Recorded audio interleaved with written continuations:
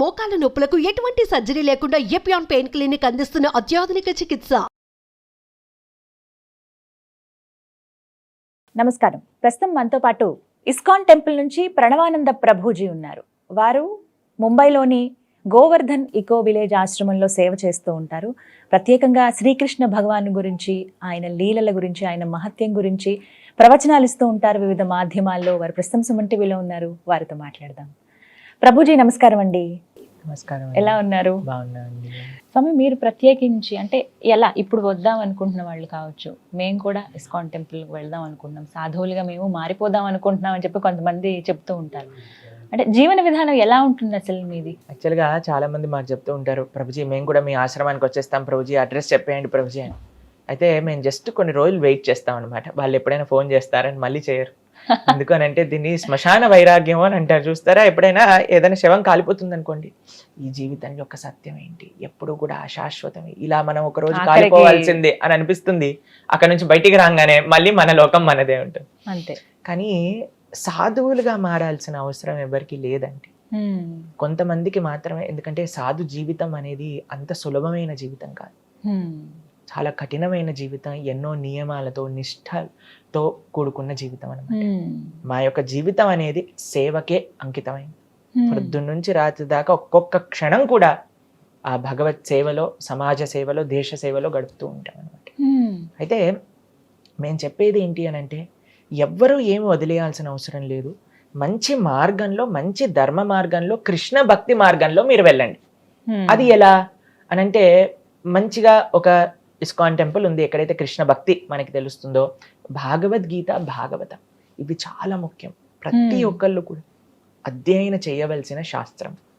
మనకండి ధర్మం ఎలా వస్తుంది అని అంటే, ఏదో ఒక చిన్న పూజ చేయటం చేతో, వ్రతం చేయటం చేతో మనం భగవంతుడికి దగ్గర అవుతామా అని అంటే ప్రశ్నార్థకమే. మరి ఎలా భగవంతుడికి దగ్గర అయ్యేది అని అంటే, ప్రహ్లాదుడు చెప్తాడు, శ్రవణం కీర్తనం విష్ణోహో స్మరణం పాదసేవనం అర్చనం వందనం దాస్యం సాఖ్యం ఆత్మ నివేదనం. మొట్టమొదటి అడుగు మీరు అన్నారు కదా, మాకు కూడా భగవంతుని తెలుసుకోవాలంది అని అనడానికి మొట్టమొదటి అడుగు ఏంటి అని అంటే, భగవంతుడి గురించి వినటం. ఏం వినాలి? కృష్ణుడి గురించి తెలుసుకోవాలి అని అంటే గీత, భాగవత, రామాయణాలు వినాలి. అందుకే మన పెద్దలు కూడా అండి, మీరు ఎక్కడైనా మీరు చూసారనుకోండి, భాగవత సప్తాహము అని చేస్తూ ఉంటారు. మన పెద్దలకి తెలుసు ఏ పుస్తకం మనల్ని ఉద్ధరింపజేయగలుగుతుంది, ఏ పుస్తకం మనల్ని భగవంతుడి దగ్గరికి తీసుకెళ్ళగలుగుతుంది అనేది దాన్ని ఇలా ఈ యొక్క భాగవత సప్తాహ రూపంలో అందించేశారనమాట. మనం ఎక్కడ చూసినా, ఏ గ్రామానికి వెళ్ళినా సరే అక్కడ భాగవత సప్తాహం జరుగుతుంది, రామాయణ నవాహం జరుగుతుంది అనమాట. ఈ రెండూ కూడా మానవుడికి చాలా దగ్గరగా ఉండి మనల్ని మన స్థాయి నుంచి భగవంతుడి దగ్గరికి తీసుకెళ్లే పుస్తకాలు అనమాట. కాబట్టి మనం కృష్ణుడికి దగ్గర అవ్వాలి అని అనుకుంటే ముందుగా చేయాల్సింది శ్రవణం, దాంతో పాటు చేయాల్సింది భగవంతుడి యొక్క నామ జపం. అటువంటి నామాన్ని మనం కీర్తన చేస్తూ అలా ఒక్కొక్క మెడుగు ముందు వేసుకుంటూ భగవంతుడి దగ్గరికి తెచ్చుకోవచ్చు. మీ జీవన విధానం స్వామి ఎలా ఉంటుంది? అయితే మా యొక్క జనరల్ స్కెడ్యూల్ మీకు చెప్తే, మార్నింగ్ పూట 3:30 కల్లా మేము నిద్రలేస్తాం అనమాట. 3:30 ఎవ్రీడే నియమంగా మా ఆశ్రమంలో అందరూ కూడా 3:30 కల్లా నిద్రలేసి, దాని తర్వాత మాకు స్నానాది కార్యములన్నీ కూడా తీసుకొని 4 గంటలకి మా ఆలయంలో ఫస్ట్ ఆరతి జరుగుతుంది భగవంతుడికి.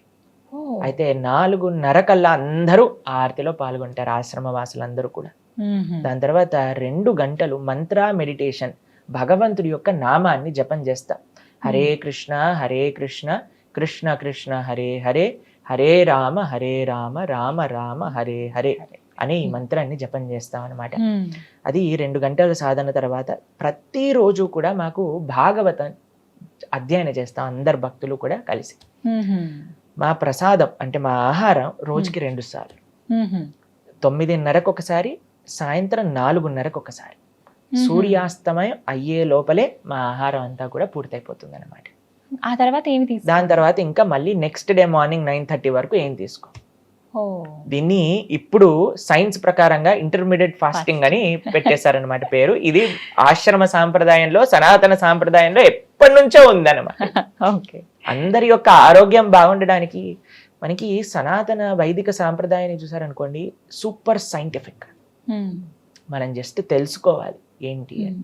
అలాని మొత్తం సైన్స్ కాదండి ఉంది, భగవత్ ప్రీత్యర్థం మన శరీరానికి మంచి చేసేవే మన సనాతన సాంప్రదాయంలో మనకి ఇచ్చారు మన పెద్దలు.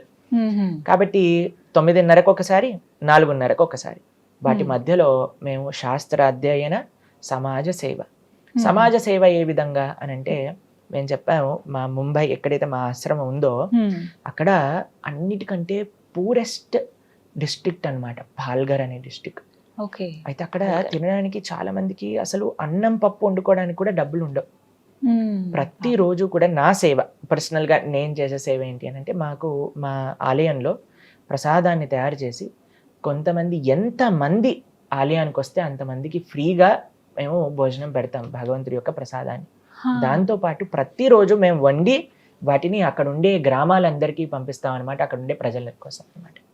ఇది మధ్యాహ్నం పూట ఇటు వంట వాళ్ళందరినీ పంపించడం, వాటన్నిటిని మేము చూసుకుంటాం. దాంతో పాటు శాస్త్ర అధ్యయనం. ఇప్పుడు చూడండి, మనందరం భారతీయులం, వీఆర్ ఇండియన్స్ అంటారు. భారతీయత అంటే ఏంటి? భారతీయత అంటే భారతీయ సంస్కృతి సంప్రదాయం. భారతం అంటే కేవలం ఒక దేశం, దేశంలో ఉండే ఆ ప్రజలకు ఉండే సాంప్రదాయాలు. అదే మనకుండే సాంప్రదాయాలు అన్ని పోయాయి అనుకోండి, మనం కూడా వెస్టర్నర్స్ గా తయారైపోయాం, ఆల్రెడీ అయిపోయాం అనుకోండి, అది వేరే విషయం. కానీ రేపటి రోజున చాలా మంది అడుగుతూ ఉంటారండి, ఈయన ఇండియన్ లా మాట్లాడట్లేదు, ఈయన ఇండియన్ లా ఉండట్లేదు అని అంటే, we are sold out to western society, what can be done. కాబట్టి మన సంస్కృతి, మన సాంప్రదాయాలను మనం కాపాడుతూ ఉన్నాం అనమాట. దాంట్లో శాస్త్ర అధ్యయన, శాస్త్రాన్ని 10 మందితో పంచుకుంటాం. అయితే మా ప్రసాద 2 సార్లు 9:30, 4:30, దాని తర్వాత ఇంకా మనం ఏం తీసుకోమన్నమాట. మధ్యలో మేము చేసే సేవ ఏంటి అని అంటే, అక్కడ మా దగ్గర చాలా మంది చాలా పేదవాళ్ళు వస్తూ ఉంటారనమాట. ట్రైబల్ పీపుల్ చాలా మంది అందులో ఉండేవాళ్ళు కూడా. వాళ్ళందరికీ కూడా మేము ప్రతి నిత్యము కూడా మా వంటశాలలో ప్రసాదాన్ని చేయటం, వాళ్ళందరికీ నివేదన చేయటం. అలానే మేము చేయించి వేరే వేరే ప్రదేశాలలో ఊళ్ళకి కూడా పంపిస్తూ ఉంటాం. అక్కడ ఉండే వాళ్ళందరికీ కూడా ప్రతి నిత్యం అన్నదానం చేయడానికి అనమాట. ఒకసారి ప్రభుపాదుల వారు ఎవరైతే ఇస్కాన్ ని స్థాపన చేసిన ఆచార్యులు ఉన్నారో ఆయన చెప్పారు, ఇస్కాన్ ఒక టెంపుల్ 10 కిలోమీటర్స్ రేడియస్ లో ఎవ్వరు కూడా ఆకలితో పడుకోకూడదు. అందుకే ఇప్పటికీ కూడా 50 లక్షల మందికి పైగా ప్రతి నిత్యము కూడా ఇస్కాన్ ఆలయాల నుంచి అన్నదాన సేవ అనేది జరుగుతుంది. ఇప్పటికీ ప్రతి నిత్యము కూడా. కాబట్టి అలా మేము ప్రొద్దున పూట సమాజ సేవ, దాంతో పాటు శాస్త్రాధ్యయనం. భారత భూమితో హోయిలో మనుష్య జన్మజార్, జన్మ సార్థక కరి కర పర ఉపకార్. శ్రీ చైతన్య మహాప్రభు చెప్తారు, ఫస్ట్ జన్మ సార్థకం చేసుకోండి, దాని తర్వాత వేరే వాళ్ళకి హెల్ప్ చేయండి. మనకి ఫ్లైట్ లో వెళ్తున్నప్పుడు ఎయిర్ హోస్టెస్ చెప్తుంది, ఫస్ట్ మీరు మాస్క్ పెట్టుకోండి, దాని తర్వాత వేరే వాళ్ళకి హెల్ప్ చేయండి అని. కాబట్టి జన్మ సార్థకతలో మనం శాస్త్ర అధ్యయనం చేయటం, మిగతా వాళ్ళందరికీ కూడా ఆ శాస్త్రాన్ని బోధించటం అనమాట.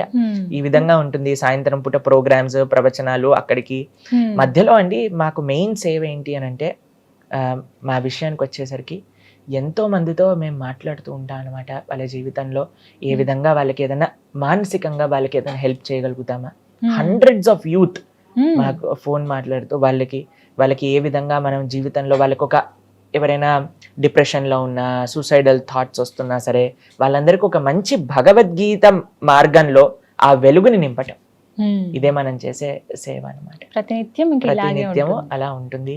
ఆశ్రమంలో గురువుల సేవ, భక్తుల యొక్క సేవ, సమాజ సేవ, శాస్త్ర సేవ, దేశ సేవ, ఇదే మా యొక్క జీవితం. చాలా చక్కగా వివరించారు గురుగారు. నమస్తే అండి. హరే కృష్ణ.